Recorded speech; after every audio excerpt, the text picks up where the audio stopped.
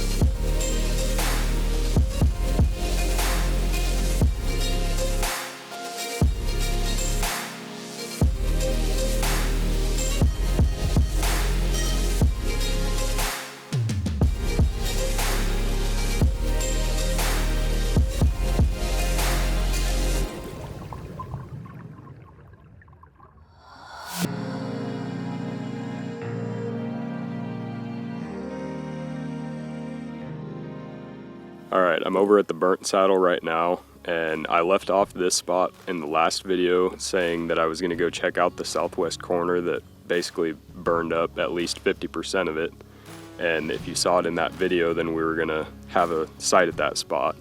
I didn't end up taking the camera over there, but I did decide to put a camera and a little bit of mineral down there just to see what was going on. And I just went down there before I came to this spot, and the mineral was getting hit. Pulled the card, didn't want to take the camera down there because it's so close to bedding. Just wanted to get out, or get down there and get back out as quick as I could and as quiet as possible.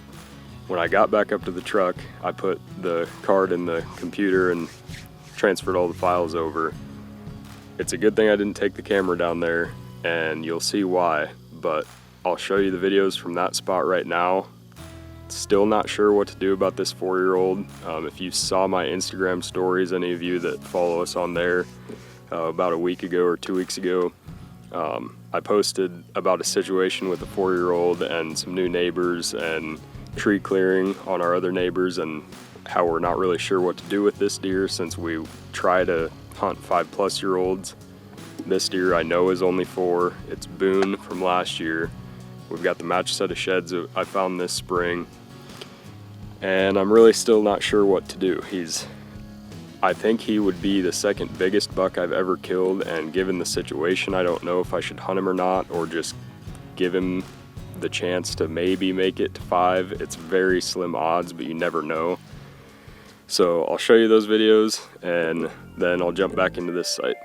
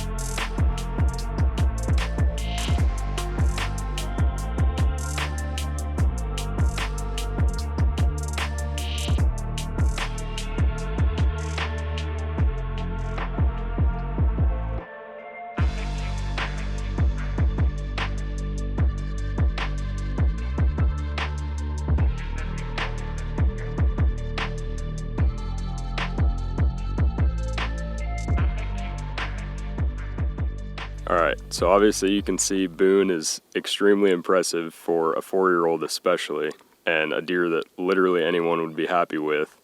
So if I passed him and somebody else killed him, I wouldn't even be in the slightest bit mad, because how do you pass a deer like that? And I'm not even sure that I could at this point. So not sure what to do about that, but right now we're at the burnt saddle and had the cell cam here, and this was actually where I got the first videos of him. I had no idea that he was over at that spot until a half hour ago when I pulled that card. So it's good to see that he's been over there too, and some way better videos of him than we got the one night he was over here. But we also have some other pretty good young bucks at this spot. Still waiting on Bowie to show back up. I had him the first week of June that you guys saw in the June update, but haven't seen him since, which is kind of odd for him, and I'm not really sure how he finished out, so I'm hoping he shows back up soon. But I'm going to get one more bag of feed, put in this T-post feeder, not going to put any more mineral down, and then the southwest pond bottom, that'll be the next one. But I'll show you what's on this one, and then we're going to head back down towards the creek area. The southwest pond bottom has plenty of feed still in it. It's an auto feeder, so it doesn't go through that much. The deer can't just eat as much as they want. And the cell cam doesn't have an SD card that I need to pull. It just transfers to my phone, so there's really no need to go down there. And I'll be back out here mowing tomorrow, and I need to mow around that feeder as well. Show you what's on this one, and then I'll transfer over to what was down at the southwest pond bottom, and then we'll go down to the creek.